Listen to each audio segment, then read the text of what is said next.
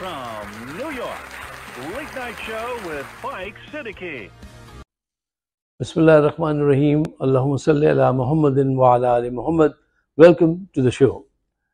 साहिबों, इससे पहले कि हम पाकिस्तान में होने वाले इस अंदरनाक हादसे का जिक्र करें जो बाजोड़ में हुआ है, अभी थोड़ी देर पहले मेरी पाकिस्तान इस्लामाबाद में कुछ दोस्तों से बात हुई जिन्होंने तफसील से बताया कि हर सूरत में नून लीग की कोशिश है कि वो हुकूमत ख़त्म होने से पहले तोशा खाना केस में इमरान खान को जो है जेल में बंद करें, वहाँ पहुँचा दें।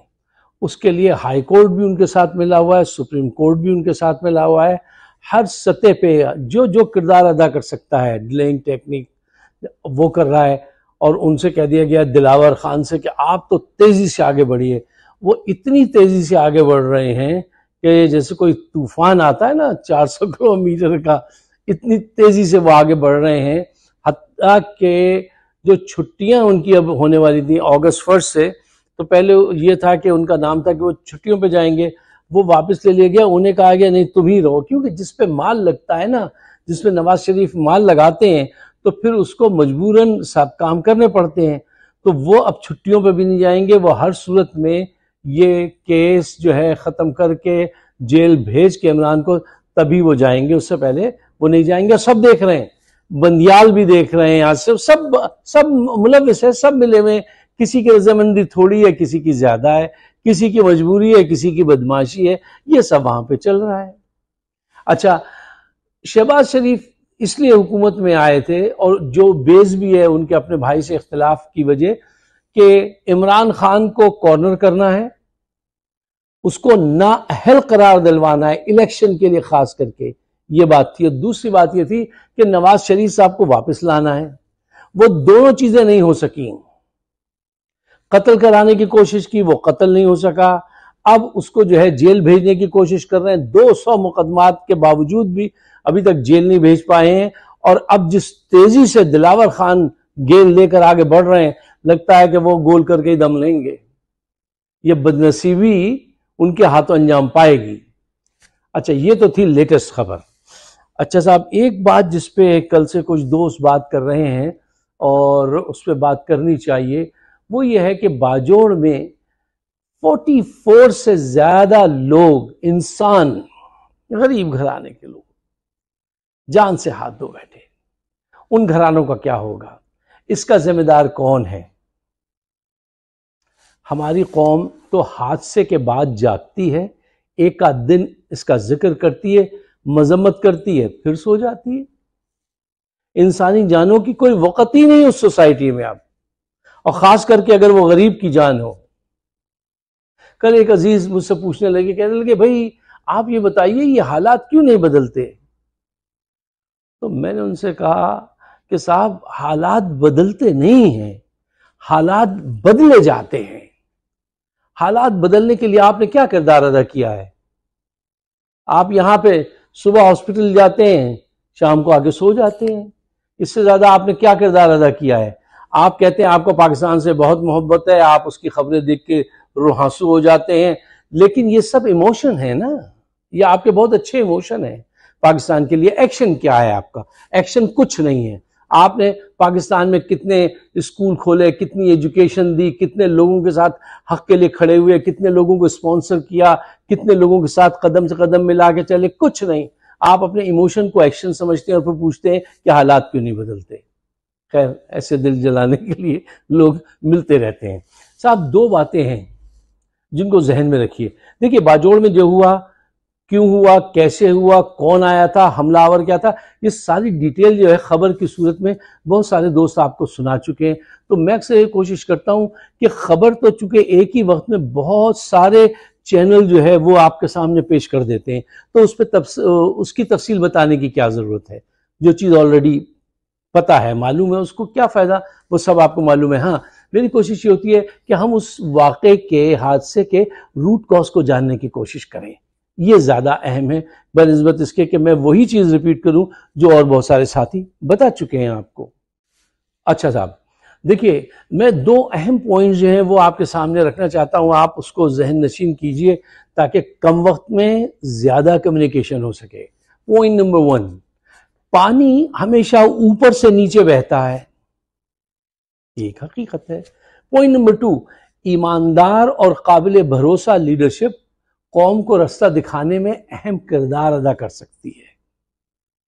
अच्छा साहब, जब हम ये कहते हैं कि पानी ऊपर से नीचे बहता है, तो ये बात हम ये कह रहे हैं कि जिस तरह पानी ऊपर से नीचे बहता है, इसी तरह अच्छाई या बुराई दोनों ऊपर से शुरू होती हैं और नीचे तक आती है। अगर आपके हुक्मरान साहिब किरदार हों, ईमानदार हों, तो यकीन कीजिए नीचे तक ईमानदारी के असरात पहुंचेंगे, और अगर आपके हुक्मरान बदमाश करप्ट हों तो बेईमानी के असरात नीचे तक जरूर आएंगे और आपको नजर आएंगे। ये बात है। दूसरी बात वो ये है कि आप जरा तारीख पे नजर दौड़ाइए, लियाकत अली खान के बाद से कोई एक ईमानदार और काबिल भरोसा लीडर आपको नहीं मिला। जो आता है, माल बनाता है, गैर मुल्की दौरे करता है, पैसा कमाता है, पैसा लुटाता है और अपनी राह लेता है, फिर दोबारा आ जाता है इलेक्शन में या अपने बच्चों को भेज देता है। अब आपको एक ईमानदार लीडर मिला इमरान खान की शक्ल में, तो पहले उसको कत्ल करने की कोशिश की, अल्लाह ने उसको बचा लिया 3 दफा, ठीक है। अब उस पर 200 मुकदमात कायम करके उसको जेल भेजना चाहते हैं, क्योंकि उससे ये डरे हुए लोग हैं, उससे ये डरते हैं कि वो एक ईमानदार आदमी है। ईमानदारी जो है वो रोशनी है, करप्शन बेईमानी एक अंधेरा है, और ईमानदारी का एक छोटा सा भी दिया अगर बड़े से घुप अंधेर कमरे में आप ले जाएं तो वो उसका सीना चाक कर देता है, और इससे ये डरते हैं। देखिए साहब, बात यह है, जब तक ये हुक्मरान टोला जिसमें जर्नैल, सियासतदान, हर किस्म की माफियाज, ब्यूरोक्रेट सब शामिल हैं, इनकी सोच नहीं बदलेगी, कुछ नहीं बदलेगा, क्योंकि डिसीजन पावर, इनके पावर हाउसेस ये हैं। इनको या तो कोई नीचे से साहब उठे, को कर्नल साहब, और अपना कोई चमत्कार दिखाएं, आज तक किसी ने ये जरूरत नहीं की, सब कूफी बने बैठे हैं। या फिर आप वोट से इनको एक ऐसी शिकस्त दें और इतने बड़े पैमाने पे सामने आए सड़कों पर, पुरअमन तरीके से मैं कह रहा हूं, इतने बड़े पैमाने पे सामने आए कि हालात बदलने लगे। इसके लिए आपको अपना किरदार, अपना फर्ज अदा करना पड़ेगा। अच्छा साहब, चंद दिनों से एक और जो बात बहुत डिस्कस हो रही है, और मैंने उस पर पहले भी आपके सामने अपनी राय रखी थी, वो ये है कि इलेक्शन होंगे या नहीं होंगे, निगरान हुकूमत किसकी पसंद की बनेगी, आसिम मुनीर पिक करेंगे या नवाज शरीफ।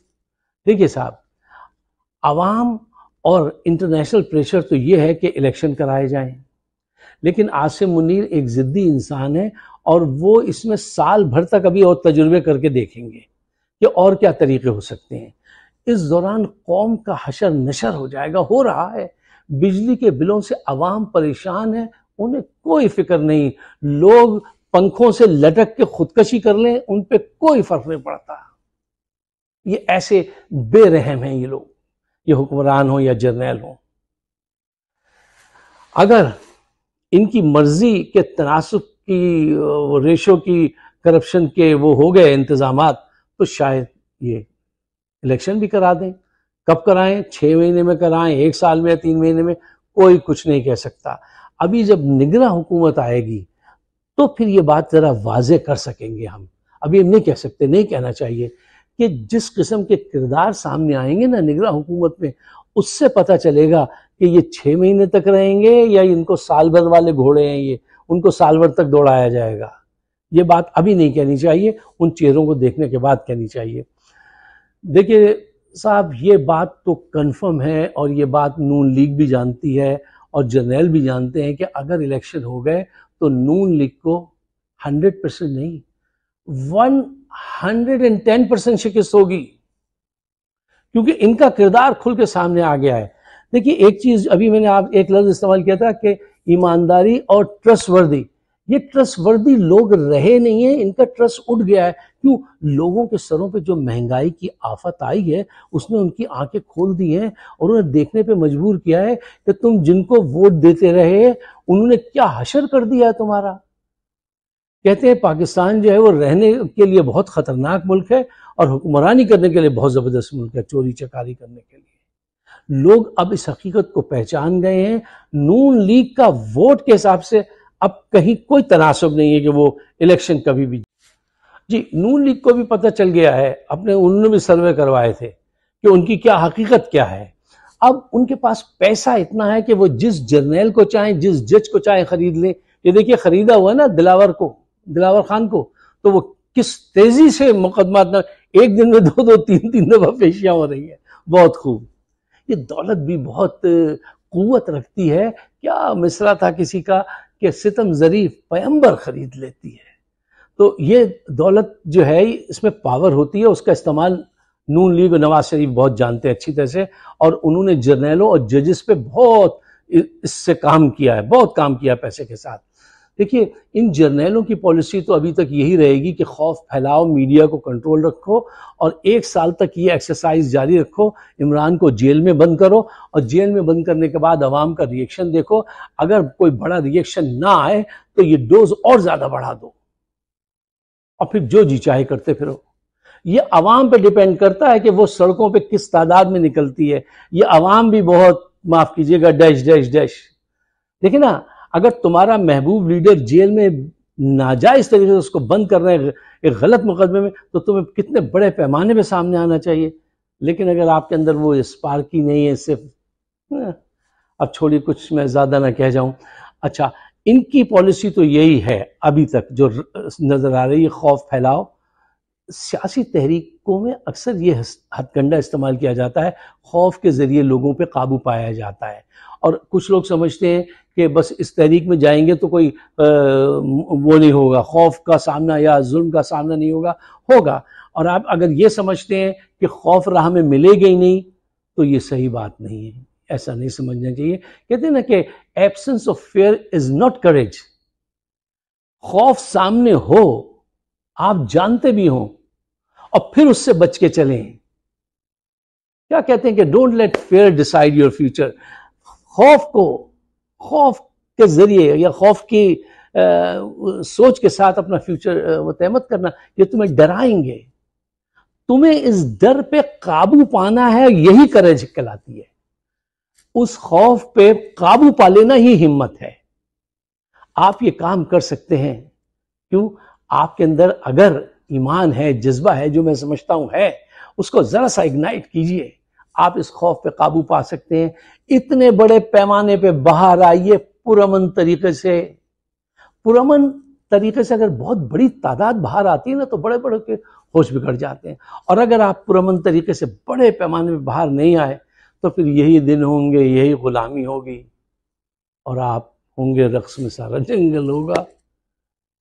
अगर आप मेरे ख्यालात से इत्तफाक करते हैं तो पाकिस्तान के बेहतर मुस्तकबिल के लिए इसको आप शेयर कीजिए और मुझे अपने ख्यालात से नवाजिएगा। हमारा चैनल है फाइक सिद्दीकी शो, अगर आप सब्सक्राइब करें तो बड़ी इनायत। शुक्रिया। खुदा हाफिज़।